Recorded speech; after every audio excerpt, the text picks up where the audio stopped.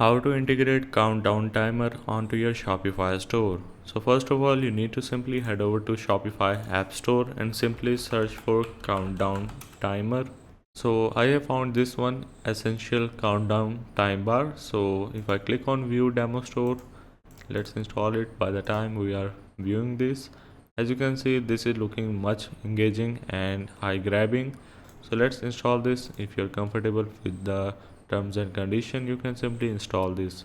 After installing, let's click on this create a new timer, and now you can select where you want to add this timer. Now I want to add this on the product page, so I will simply click on this, and this is how it is going to look like in the preview. Now for the countdown name, let's say I want to add the name timer 1, just like so that if I add more timers, it is not going to mess up. As for the title, it is saying hurry up, so you can change it if you want to. For me, it is fine. As for the subheading, as you can see, sales and in. Again, you can change it if you want to, otherwise you can simply leave it as it is. Now for the timers label, for the days, hours, minutes and seconds, this is indicating these days, hours, minutes and seconds, how much it is left, and also indicating how much time it is showing. If I scroll down, I have timer type. Some features are only for pro, otherwise basically you can adjust the timing at the bottom of your screen. For me it is alright, so I will simply continue to the design. Now in the design, make sure to add a color that stand out by others. So let's go with this one as an example.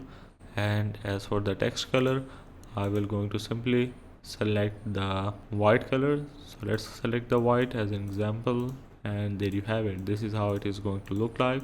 You can make it much better, otherwise click on continue to the placement. Now you have different options: specific products, all products, and all products in specific collections. Or you can also add your custom position. Now select our product, and I will going to select this product, which is new jacket as an example, and click on add.